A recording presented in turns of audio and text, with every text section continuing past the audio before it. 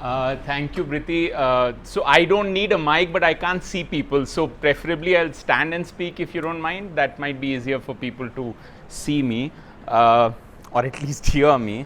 Uh, don't worry, my voice immediately as I start will become louder. So in case you can't hear me still, you will be able to in another 5 minutes after I'm charged up. Uh, but my first question is English okay, or do you want it bilingual, or I just stay with English? Whatever you prefer, I'll English is fine? Bilingual. Mudrasfiti is what you want basically.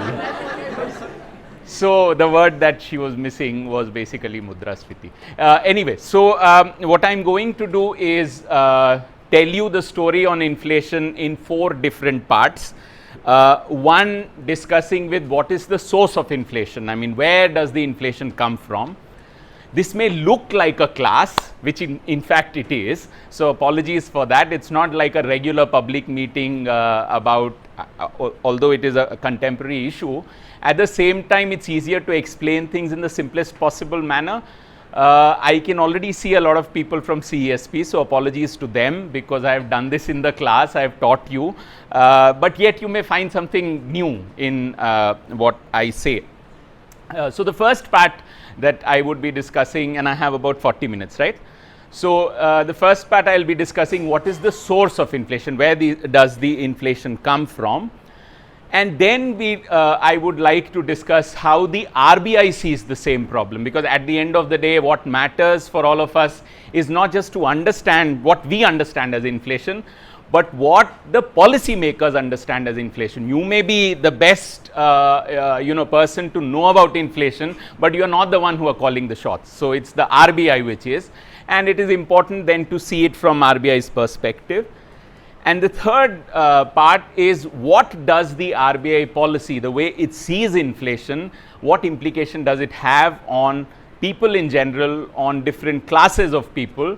And last but not the least, if we have understood inflation, assuming by the end of it you would have, the question is, if RBI, which I believe is not correct in doing what it is doing, then what can be done to control this inflation? So basically I'll be discussing this in 4 parts.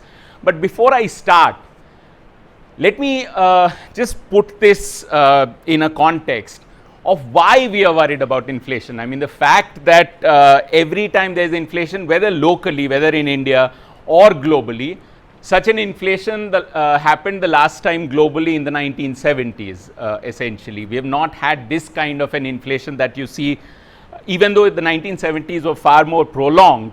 It went on for 5, 6, 7 years. So we still don't know whether this one is going to continue for that long or not, but it has come back after a very long time. So the question is, why are we bothered about inflation? I mean, what is it about inflation which bothers us so much? So let me give you an example of why it bothers us. Just imagine if everybody's income were to rise in the same proportion as prices. You know, the prices have gone up, let's say, by 10%. You are a shopkeeper, your income, let's say, rises by 10%. I'm a worker, I'm a teacher, my income rises by 10%. Let's say those who have put money in the bank, their incomes rise by 10%. Everybody's income simultaneously, let's say, rises by the same proportion as the rise in prices. Now, in which case nobody is affected, right? You essentially have lost nothing because prices have gone up, but your income has also gone up, in which case what is called in economics the real income has not got affected at all. I earn more, I buy stuff which is more expensive, but I earn exactly as much as the rise in inflation. But unfortunately, that's not how the real world works. There are 2 classes of people in particular who get affected by inflation. One which is obvious, the workers whose incomes are not indexed to inflation at all, and you can have many examples to see that. Let's say the domestic help that you have, the unorganized sector people who, the rickshawalas, the autowalas that you take services from, their incomes are not indexed to inflation at all. Their incomes are fixed by history, fixed by what has happened in the past, so on and so forth, but at least there is nobody who can ensure that their incomes would also rise in the same proportion as inflation at all. The second class of people who get affected by inflation are essentially the richer section of the population. So this is the poorer section. There is a section within the rich who get affected by inflation the most, and that is actually, when you will see later, is why RBI is so obsessed. You know, when you read, I'll just a digression. Raghuram Rajan has been writing about inflation targeting. He's the father of inflation targeting as far as India is concerned. And whenever he writes, he would always write from the perspective of working people. I mean, those of you who may have read, the context that he puts in on inflation is always that these are the people who are going to lose, hence it is RBI's responsibility to control it, so on and so forth. But that is just a facade. Nobody is bothered about the working people, nobody is bothered about the working class at all, definitely not the people who are writing about it. I'm not talking about myself, I'm talking about the mainstream economists who write about it. The people they are actually targeting or whose interest they are defending is finance. Now, what do I mean by finance? Let's say you have savings in the bank. I mean, not many of us do, but let's say you do have money. So in that sense, you are essentially representing the finance of the economy. The income that you're getting from that saving is essentially fixed by the rate of interest, right? I mean, you put money in an FD, that rate of interest is given, it's given in advance. When you put your money in the FD, at that point in time, whatever is the rate of interest is what you're going to get at the end of the maturity of that asset. Is that clear to everybody? So, if inflation takes place in the interim, these people also lose money. So there is that working class bit whose income is not indexed because of lack of bargaining power that they have. But for finance, whose income is linked to past, which is the rate of interest at which, and you will see the role of the rate of interest by the end of it. I'm sure you've already guessed it, but still I'll come back to it. These are the two classes of people who lose when there is inflation in the economy. Who does not lose? The people who do not lose are people like us, the government servants, right? Because our income, as you know, and those of you who are aware of something called the dearness allowance, all of us get an income slip in which there is a mention of dearness allowance. Now, what is that? Every quarter, we basically get additional nominal income which matches exactly the inflation in the economy. So, effectively, we are not bothered. In fact, most of the people who write are people who are not affected by inflation at all. The government, servants or teachers, for example, and this is not just about the public sector, in corporate sector as well, this is the norm. So the white collared workers across the board, more or less, would have incomes which are indexed to inflation. So we are not affected by it. The other set of people who are not affected by it are the people who set prices, the capitalists. If they set the prices, they obviously are not affected by it because they are the ones who are charging the price that they are charging. So these two sets of people, you will see when we come back to this issue, these two classes of people, the financiers or the rentiers as they are called, and the working class, are the two sets of people at two opposite ends of the income spectrum. Poorest versus the richest, the George Soroses of the world. These are the people and the working class which gets affected by inflation. Now, the first question that comes to one's mind is, what causes inflation? Where does the inflation come from? And actually looking at it, instead of getting into all these theories that you get, when you read newspapers, there are a lot of discussions on where does the inflation come from. Instead of getting into any of that, a simple thing to understand inflation is the following. What is inflation? It's basically rise in prices. So if you look at prices, where does the price come from? The price essentially for any commodity. I mean, for example, this mobile phone, it has a price. I paid a price for this phone. That price essentially constitutes of certain factors. Number one is the cost of production, right? Whatever cost goes into, I'll come back to it, the cost of production. The other is the markup that Apple charges on this. And for Apple, you know very well that the amount of money that goes into the production of this phone is very, very less. It's the markup which is the highest as far as phones such as these are concerned. So we are basically giving money to the capitalist en masse as far as iPhones are concerned. And the third component are taxes. So when you pay for a phone, you're paying a tax. I mean, anything that we buy from anywhere, you always pay a tax on that, the GST as we know of. It holds true for petrol. When you go to, you fill your motorcycle in a petrol station, you will see there is a GST, and no, there is no GST on petrol, but there is a VAT that you would have. So some form of indirect tax, excise duty, so on and so forth, is levied on every commodity.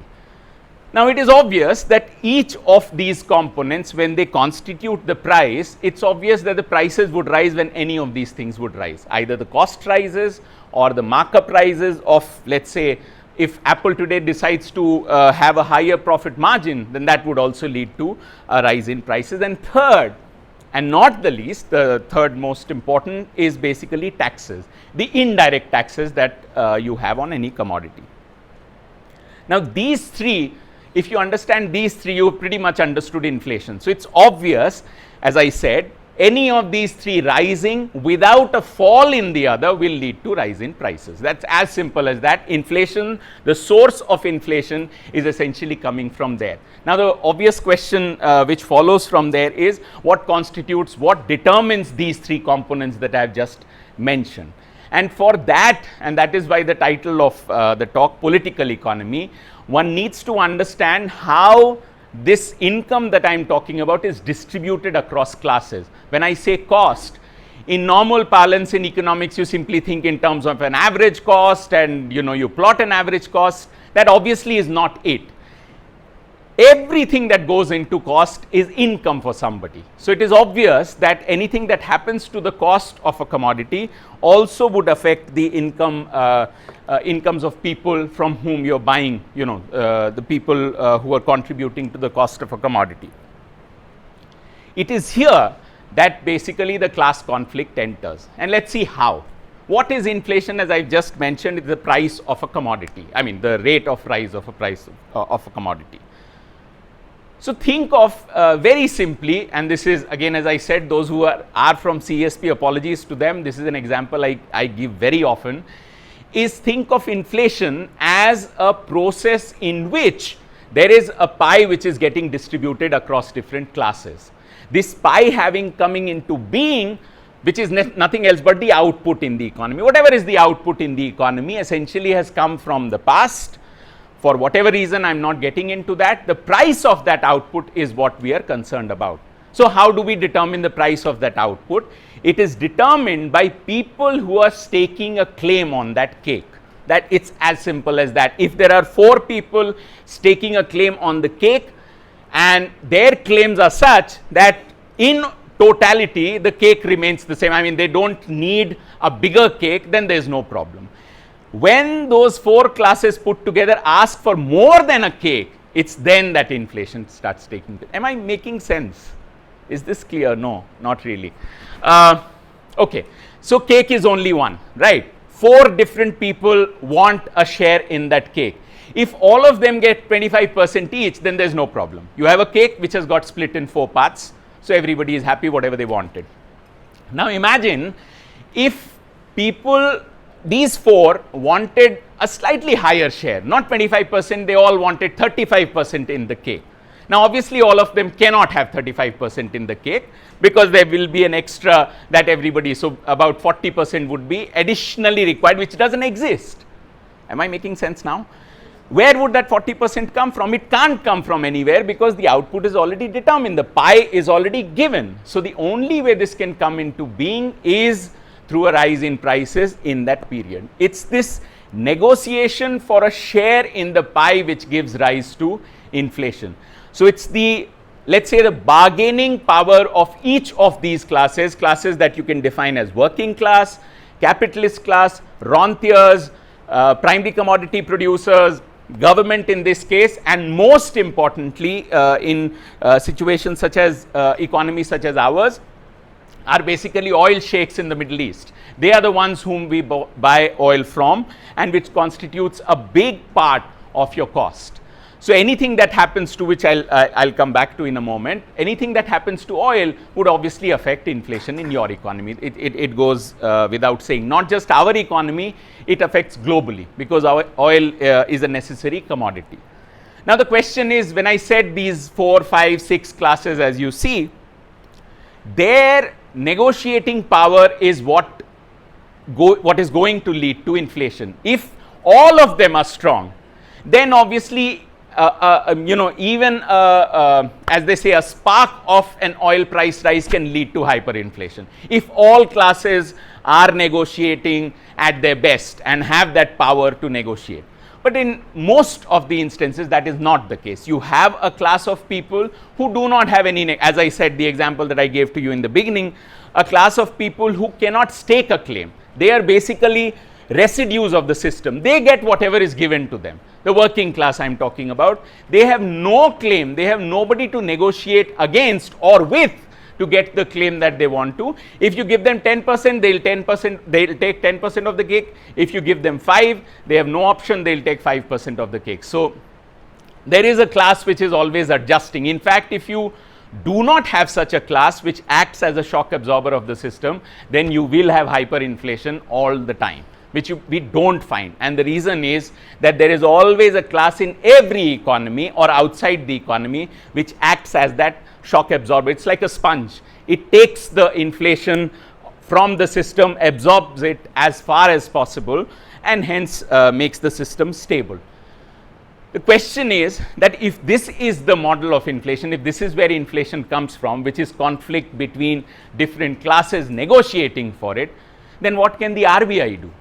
I mean, RBI at the end of the day is essentially an authority which can only control one thing, which is the rate of interest. RBI doesn't have, it's not a negotiator of the working class or of the capitalist class. It can't do any of that. It's not a negotiator at all. The only thing that the RBI can actually do is set the rate of interest, what is called the repo rate of interest, if you know, which is basically the rate of interest that the RBI charges to the commercial banks.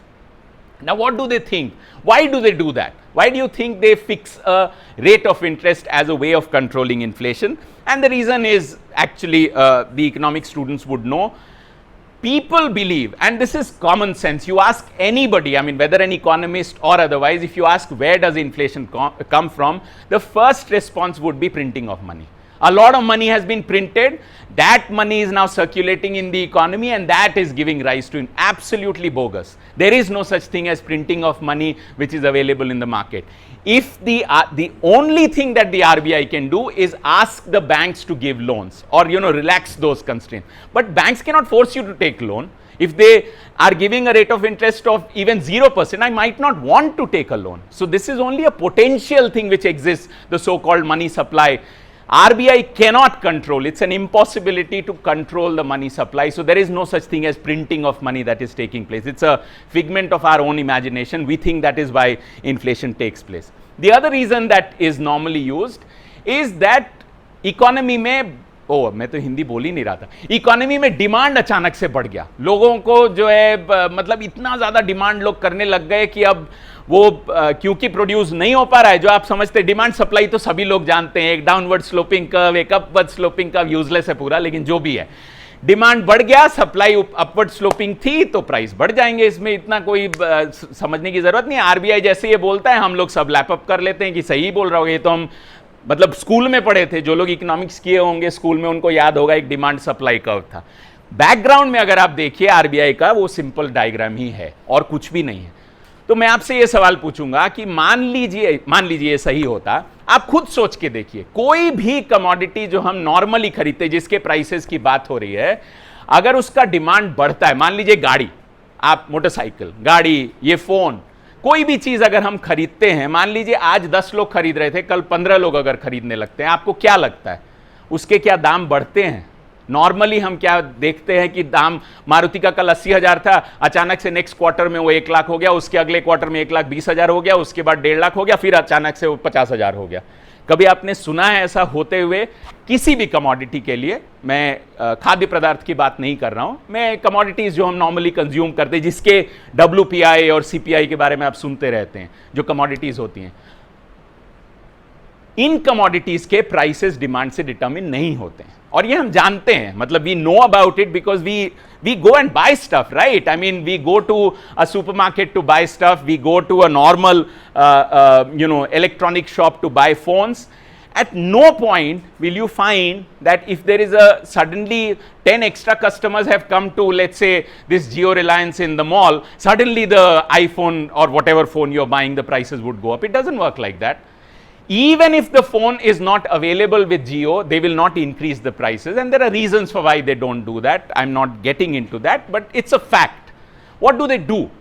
What they do is, and in case of cars, it's the easiest to give. Again, CESP students, I give this example all the time. What do? They will always queue you up. They will tell you that, okay, this is this new model which is coming. You won't get it right now, but you'll get it 2 months hence. So they'll book you a car or a motorcycle or whatever you want to buy, and that car will come to you instead of right away 2 months hence. Prices do not change. It's the quantity which is essentially making the adjustment.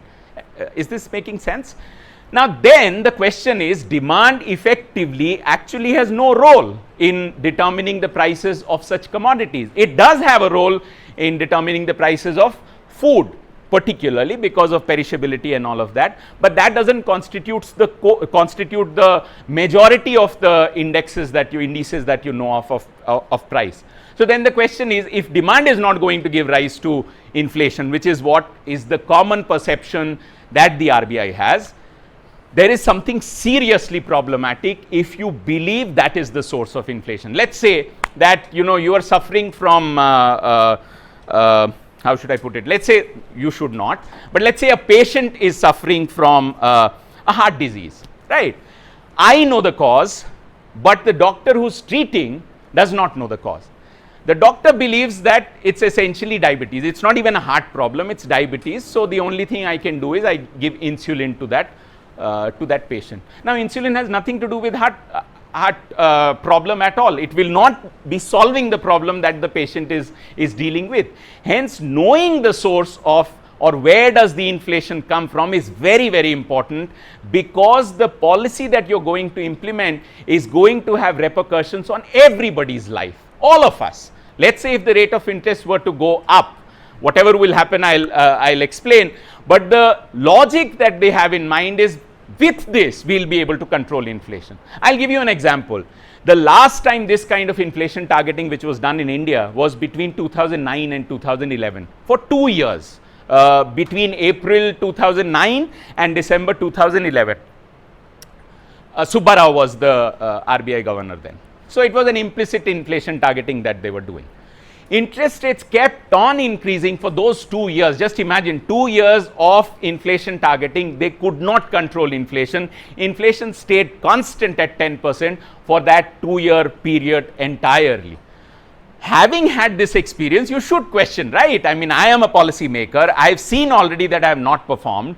In the past, I have done this and I have not performed. So let me relook at the way inflation is seen. Unfortunately, economists don't learn. I mean, in most instances, the mainstream economists don't learn, but I'm not saying the heterodox ones learn easily. They also are fixated with their frameworks. But this experience, which is very, very important to keep in mind, those 2 years of high inflation of 10%, consistent rise in the rate of interest by the RBI, could not manage to control inflation at all. And the reason was obvious, that interest rate rise cannot control inflation, as I've said, because demand is not the reason why you have inflation. A rise in demand is not why inflation is taking place. I'll come to the reason for inflation just in a moment. So what happens then? You increase the rate of interest. It's obvious again, what is the idea? You increase the rate of interest, the credit offtake becomes lower. Why? What does credit offtake mean? If the interest rates are higher, I won't go to the bank and take loans. I won't buy a house, I won't buy a car, I won't buy a motorcycle. I will wait for the rate of interest to come down. In the interim period, I will not demand. That is essentially the route through which they are trying to control inflation. Interest rate बढ़ गया, investment cut होगा. क्यों cut होगा? क्योंकि industrialist जो है wait करेंगे कि जब इंटरेस्ट रेट कम होगा तब जाके ये प्रोजेक्ट में मुझे प्रॉफिट उतना नहीं लग रहा है और कॉस्ट में क्यों दूं, मैं थोड़ा दिन वेट कर लूंगा. सिमिलरली कंज्यूमर्स भी जो है वेट करेंगे कि कभी ना कभी तो रेट ऑफ इंटरेस्ट कम आएगा. अगर मैं 10 दिन वेट कर सकता हूं, साल भर वेट कर सकता हूं गाड़ी लेने के लिए, तो साल भर वेट कर लूंगा, क्योंकि एक बार लोन ले लिया तो 5 साल तक का तो EMI फिक्स हो गया ना. So essentially rate of interest का जो सोर्स है जिससे वो कंट्रोल करने की कोशिश कर रहे हैं वो यही है कि रेट ऑफ इंटरेस्ट आपने बढ़ाया और ये हुआ भी, रेट ऑफ इंटरेस्ट जब बढ़ाया गया वो 2 साल में, there was a sharp decline in industrial production, as you know, जो रिसेशन हुआ था इंडियन इकोनॉमी में 2009 से 11 के बीच में, वो हुआ भी, लेकिन इन्फ्लेशन कंट्रोल नहीं हुआ। और यही कारण है कि इन्फ्लेशन कंट्रोल नहीं हुआ, क्योंकि डिमांड से इन्फ्लेशन का वास्ता नहीं है। इन गुड्स के जो प्राइसेस हैं, वो जैसा मैंने आपको अभी बताया कि डिमांड से उसका कोई वास्ता नहीं है। डिमांड कम जरूर हुआ, लोगों ने लोन कम लिए, लोगों ने कम घर बनाए होंगे, लोगों ने कम गाड़ियां खरीदी होंगी, लेकिन उससे गाड़ियों का दाम कम नहीं हो जाता है, उससे मोटरसाइकिल के दाम कम नहीं हो जाते हैं, मोटरसाइकिल का प्रोडक्शन कम हो जाता है। Simple, industry are just like that. Now you can ask कि क्यों प्राइसेस चेंज नहीं करते? इसीलिए नहीं चेंज करते क्योंकि हर मोमेंट पे अगर प्राइस चेंज करने आप लगेंगे तो इनस्टेबिलिटी होगी ना। आप सोचिए कि एक समय में मोटरसाइकिल 50,000 का है, अचानक से 25 का है, फिर 80 का हो गया, फिर 30 का हो गया, फिर 26 का हो गया, ऐसे तो नहीं होता ना। मोटरसाइकिल का प्राइस है वो उस दौर में, जिस दौर में उसके कॉस्ट जितने दिए हुए हैं, मोटा मोटी उसी के आसपास रहता है। आपको डिस्काउंट मिल सकता है, आप डिस्काउंट से प्राइस को कंफ्यूज मत कीजिए, क्योंकि जो डेटा आता है वो प्राइस का आता है, उसमें डिस्काउंट का कोई वैल्यू नहीं होता। मान लीजिए आप मॉल में जाइए और आपको 25% डिस्काउंट मिल रहा है, वो आपको स्टैटिस्टिक्स के डेटा में नहीं वो 25% दिखेगा, वो कंपनी अपने इसमें एडजस्ट करता है। Am I making sense so far? So the question is कि जब आपने ये एक्सपीरियंस किया 2 साल, आपने देखा कि रेट ऑफ इंटरेस्ट बढ़ाने से आउटपुट घट गया, कंजम्पशन घट गया, इन्वेस्टमेंट घट गया, लेकिन इन्फ्लेशन को कुछ नहीं हुआ। ऐसा होने के बाद एक नॉर्मल व्यक्ति, आप अगर मान लीजिए पॉलिसी मेकर होते, तो आप जरूर एक मिनट के लिए तो एक सवालिया निशान आपके दिमाग में आता कि शायद कुछ गलती है, ये शायद वर्क नहीं, ये काम नहीं कर रहा है, कहीं ना कहीं हम लोग गलत तरीके से इन्फ्लेशन को समझ रहे हैं। Unfortunately, that is not how central banks have responded. The world over, this is the theory, what is called inflation targeting in economics, is the theory which is prevailing. Everybody believes it's money driven. Credit बहुत ज्यादा है, बहुत पैसे छप गए, वो America में छप गए, चाहे हिंदुस्तान में छप गए, हर जगह पैसा छप रहा है। बेसिकली पैसे छपते छपते जो है इन्फ्लेशन हो गया। एक तो ये है आर्ग्यूमेंट, दूसरा है कि लोग इतना डिमांड किए जा रहे हैं कि उसके कारण इन्फ्लेशन हो रहा है। दोनों चीज कंट्रोल कर लो, पैसा को छापना कम कर दो और डिमांड कम कर दो, तो प्रॉब्लम सॉल्व हो जाएगा। आपने देख लिया ये करके, प्रॉब्लम सॉल्व हुआ नहीं, और इसीलिए सॉल्व नहीं हुआ जो मैंने पहले कहा था आपको कि वो सोर्स ऑफ इन्फ्लेशन है ही नहीं, क्योंकि उससे इन्फ्लेशन नहीं होता है। इन्फ्लेशन होता है अगर इन तीनों में से जो तो कंपोनेंट्स मैंने आपको बताए थे, टैक्स, मार्कअप यानी प्रॉफिट मार्जिन या कॉस्ट, ये तीनों चीजें अगर बढ़ती हैं बिना किसी और चीज का कॉम्पेंसेटिंग घटने से, तब इन्फ्लेशन होता है। उसका आरबीआई से कोई वास्ता नहीं है। मैं आपको उदाहरण अगर दूं कि कॉस्ट पे मान लीजिए ऑयल से जो एक्चुअली कारण है, अगर आप डेटा प्लॉट करें, हम लोगों के उस आर्टिकल में वो सारा डिटेल्स था, मैं वो उसमें नहीं जा रहा हूं, कि ऑयल प्राइसेस मान लीजिए बढ़े। अब शक्तिकांत दास इंटरेस्ट रेट के साथ क्या करेंगे, उसका ऑयल शेक से क्या वास्ता है? वो तो वहां से ऑयल बेच रहा है, उसको जो प्राइस बेचना है वो उस पे बेचेगा, रशिया को जो प्राइस पे बेचना है वो बेचेगा। वो थोड़ी ना शक्तिकांत दास के इंटरेस्ट रेट के बेसिस पे डिसाइड करेगा कि उसको क्या प्राइस देना है, या किसी के भी रेट ऑफ इंटरेस्ट के बेसिस पे। उसका सिंपल सा कैलकुलेशन है, ये प्राइस मैंने सेट किया है, अभी के हिसाब से ये बेस्ट प्राइस है, आपको देना है दीजिए, आपको नहीं देना है मत लीजिए। लेकिन सबको लेना पड़ता है क्योंकि it's oil, it's not any other commodity, it's a necessary commodity. So it is obvious that anything that happens to this necessary commodity, it will percolate down into inflation of every commodity. Now you may think that why oil? Why is oil so important? For a simple reason. Even in commodities such as food, when you buy it, it's not produced in Delhi, right? It's produced, let's say, in Haryana or in Punjab. It has to be transported to you. Right, I mean कहीं भी आप जाइए, आप सफल से जब सब्जी खरीदते हैं, मंडी में आती है सब्जी, मंडी से सफल वाले लेके आते हैं एक ट्रक में, उस ट्रक से वो ऑफलोड करते हैं आपके सफल की दुकान में यहाँ पे। तो वो जो ट्रक आया उसका तो पैसा लगा होगा ना सफल वाले का, क्योंकि उसको तो पैसे देने पड़े होंगे जो भी खर्चा पड़ा। मंडी में जो सामान आया वो भी खेत से आया होगा, उसको भी आने में पैसे लगे होंगे। तो पेट्रोल या डीजल, ऑयल बोलूं, ऐसी एक कमोडिटी है जो हर जितने भी वस्तु हैं सब में उसका डायरेक्ट या इनडायरेक्ट इन्वॉल्वमेंट होता है। So it is obvious if those prices are going up, then prices across the board would rise from the root, as I said in the beginning, which is cost, right? What economists call cost push inflation. It's an inflation which is coming from the cost side. उस inflation को RBI कुछ नहीं कर सकता है, ना पहले कर पाया था, ना आज कर पाएगा, क्योंकि उसका जैसे कि मैंने कहा उससे इसका कोई वास्ता नहीं। आप इंटरेस्ट रेट बढ़ा दीजिए, उससे आपके इकोनॉमी में डिमांड कम हो जाएगा, जो कुछ भी हो जाए, लेकिन जितना भी डिमांड कम होगा उस डिमांड के लिए जितने तेल की जरूरत है वो आपको लेना ही पड़ेगा, नहीं तो वो कमोडिटीज बनेंगी ही नहीं, आप इस्तेमाल ही नहीं कर सकते। तो पर यूनिट में ऑयल में कोई चेंज नहीं आया। इनफैक्ट अगर पर यूनिट प्राइस बढ़ता है ऑयल का तो वो इन्फ्लेशन सारे ही कमोडिटीज में आपको देखने को मिलेगा। अब सवाल ये है कि फिर आरबीआई जो कर रहा है उससे क्या होता है। ये तीसरा अगर साइड देखें इसका, the policy that the RBI is implementing is essentially a policy of class. It is taking a position in favour of the rentiers. How? जब आप इंटरेस्ट रेट बढ़ाते हैं, जो मैंने आपको शुरू में कहा था, इंटरेस्ट रेट बढ़ाते हैं तो किसका इनकम बढ़ता है? जिसका इंटरेस्ट रेट में है सेविंग्स में, आप जानते ही हैं, सब लोग बोले ना, अरे ये तो बढ़िया हो गया, अब एफडी पे प्राइस वो जो बढ़ जाएगा। तो एफडी कौन रखता है भाई? एफडी एक बहुत ही छोटा सेक्शन ऑफ द पॉपुलेशन इस देश का एफडी अफोर्ड कर सकता है या सेविंग्स रखता है, लेकिन वो सब तो बहुत छोटे फैक्टर्स है। बड़े बड़े जो क्लासेस हैं जो फाइनेंशियल एसेट्स रखते हैं, वो तो मतलब अमीरों के भी अमीर, टॉप 1%, टॉप 10% हैं, उनके इनकम से। अगर इंटरेस्ट रेट बढ़ता है, उनके इनकम्स जो है बढ़ रहे हैं, इफेक्टिवली आप क्या कर रहे हैं? इंटरेस्ट रेट इन्फ्लेशन से ज्यादा बढ़ा के उनके क्लास इंटरेस्ट को आप लोग एसेंशियली एड्रेस कर रहे हैं। इसका वर्कर्स से कोई वास्ता नहीं, इसके वर्कर्स के इनकम को बचाने से इसका कोई वास्ता नहीं। In fact if anything there is going to be a rise in unemployment, because that is the source through which you are trying to control inflation, because your argument is कि लोगों को नौकरी से थोड़ा दिन निकालना पड़ेगा, ये तो बिटर पिल है, कहते ट्रेड ऑफ है। अगर आपको इन्फ्लेशन कम करना है, लोगों को नौकरी से निकालना पड़ेगा, या तो वो कीजिए या लोगों से डायरेक्टली इनकम ले लीजिए। वो कैसे करते हैं? अभी जैसे अमेरिका में बोला जा रहा है, आपको विश्वास नहीं होगा, लेकिन ये कहा जा रहा है कि लोगों के नॉमिनल इनकम को घटा दिया जाए। मतलब जो वेजेस उनको मिल रहे हैं नॉमिनली, मान लीजिए $1000 मिल रहा है, आपको कल से 800 मिलेगा, आपको पहले 1200 मिल रहा था, आपको 1000 मिलेगा। सरकार बोल रही है कि ये सबसे अच्छा तरीका। ऑब्वियसली ये कीजिएगा तो इन्फ्लेशन खत्म ही हो जाएगा। आप लोगों से अगर पैसा खींच लीजिएगा, उनके इनकम्स को ही घटा दीजिएगा, तो एक सोर्स तो डायरेक्टली खत्म हो गया ना, जो 3 सोर्सेज मैंने बोले उनमें से, तो ऑब्वियसली इन्फ्लेशन कंट्रोल हो जाएगा। But how is that controlling inflation actually in any sense in favor of the working class? It is essentially representing the interests only of the rentiers, because they are the ones who gain in the process. Interest rates go up. Effectively, monetary policy is a policy of increasing the real rate of interest. What is the real rate of interest? उसमें nominal में से आप inflation घटा दीजिए। But बुनियादी बात यह है कि मेरा इनकम बढ़ा 10% से, इन्फ्लेशन हुआ 8%, तो मेरा तो 2% का फायदा हो गया। समझ में आ रहा है?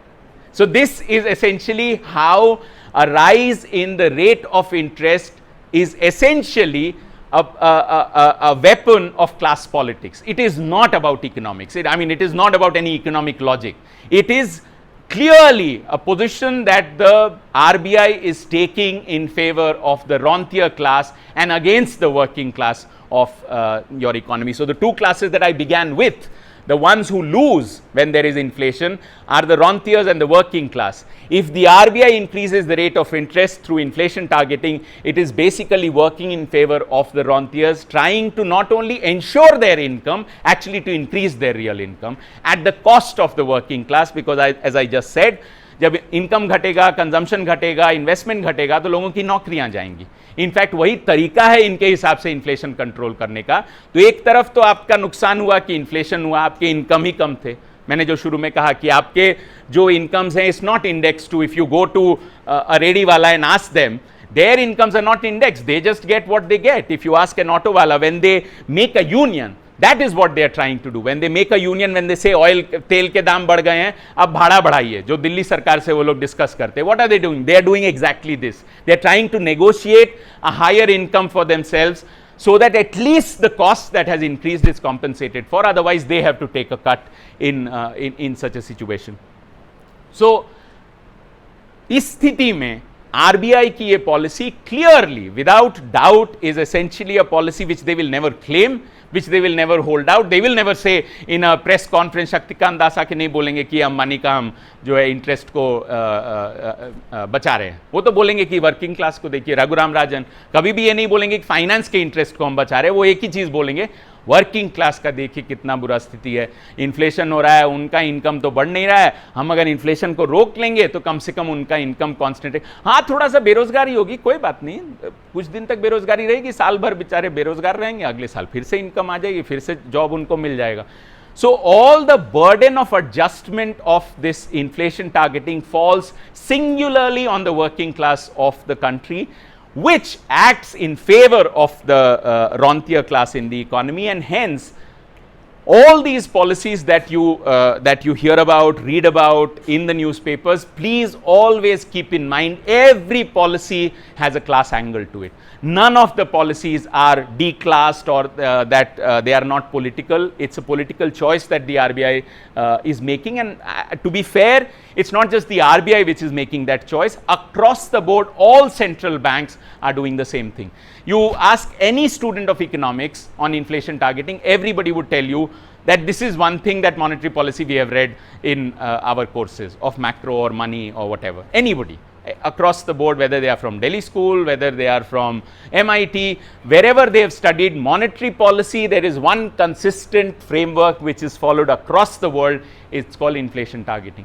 Despite knowing that particularly for a country like ours, this is not a framework which is going to work, has not worked in the past, it wreaks havoc on the lives of the people, yet we continue to be not just a believer, we continue to be implementing the same policies over and over again.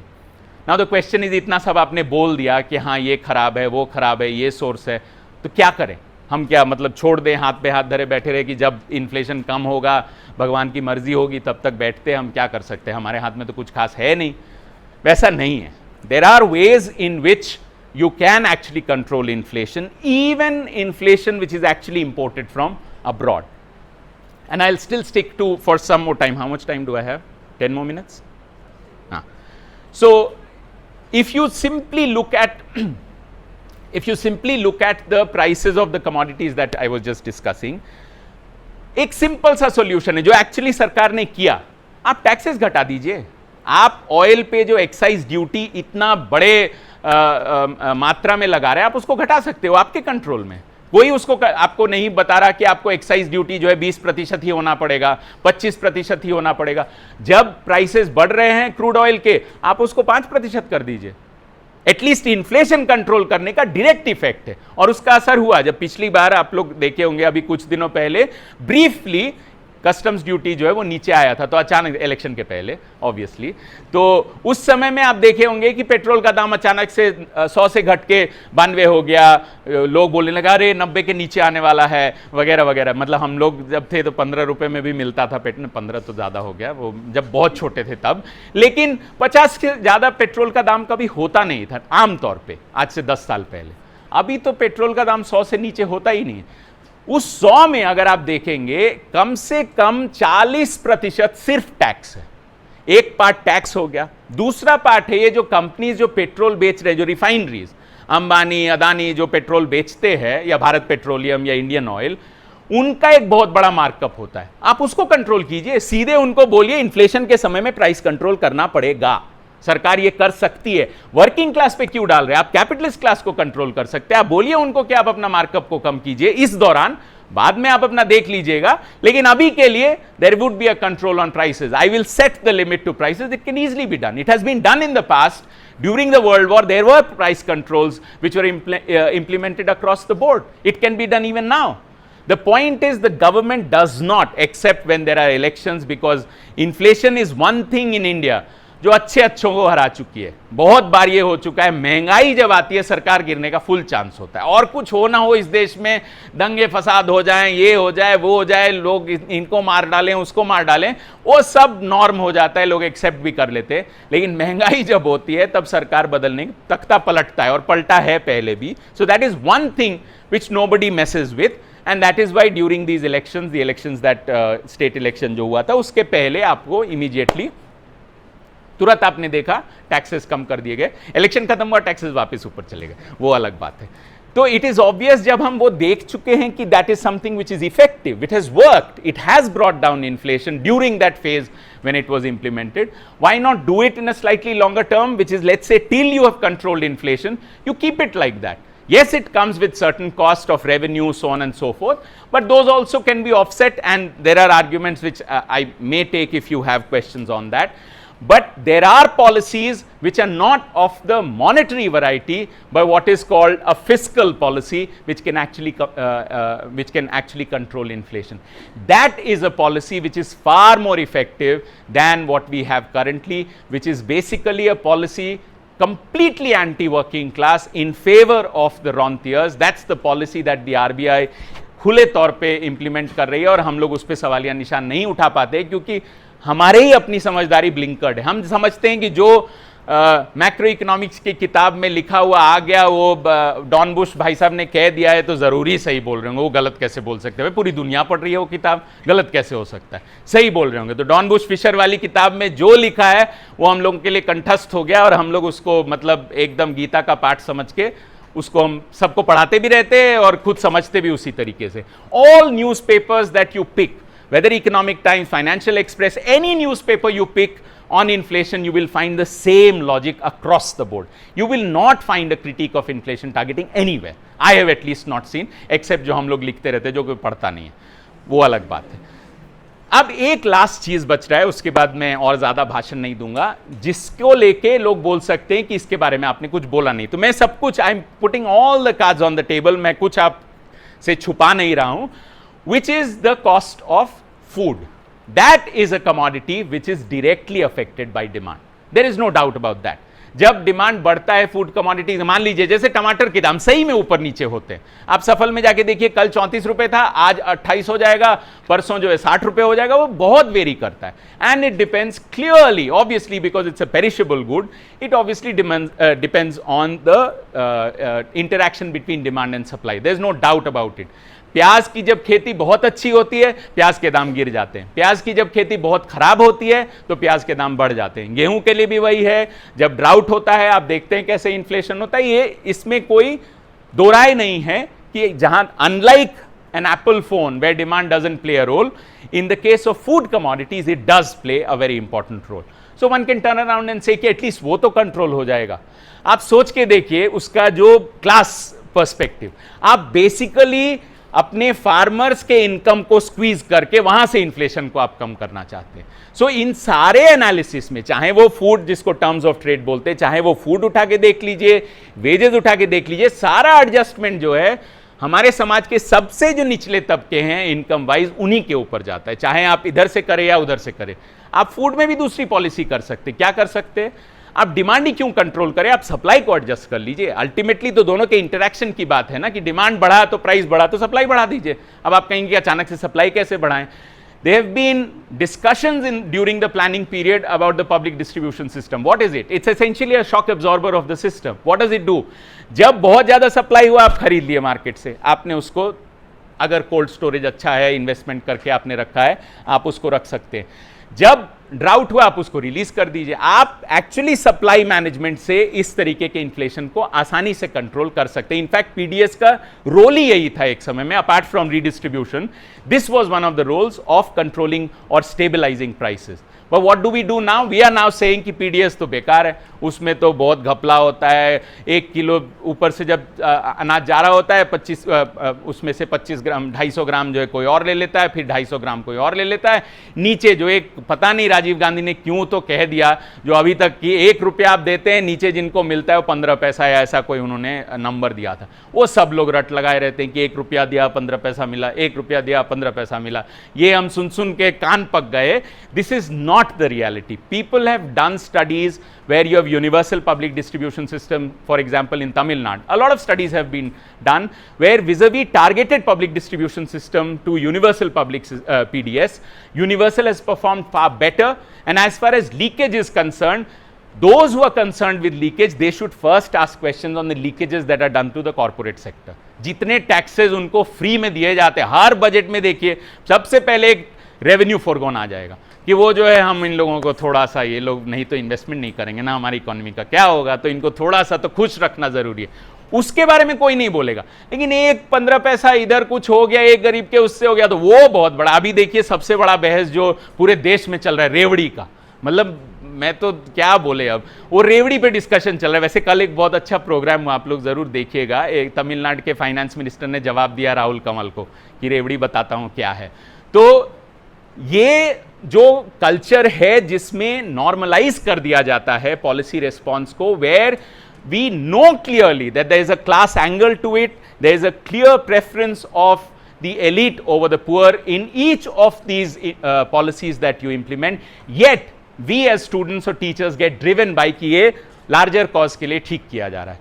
It is important for you as students to keep your mind open, to not go by what is always there in the books. I keep saying it all the time, but this is not just true for economics. I'm sure it is true for other subjects as well, but for economics particularly so, because economics books are written with class politics, even though they never claim. They always say we are apolitical. There is no such thing as politics in economics. Everything that is written in Dornbusch and Fisher, all macro books that you read, is deeply political, even though it doesn't come out as, and that was my purpose, to show to you how class matters when it comes to inflation. Thank you.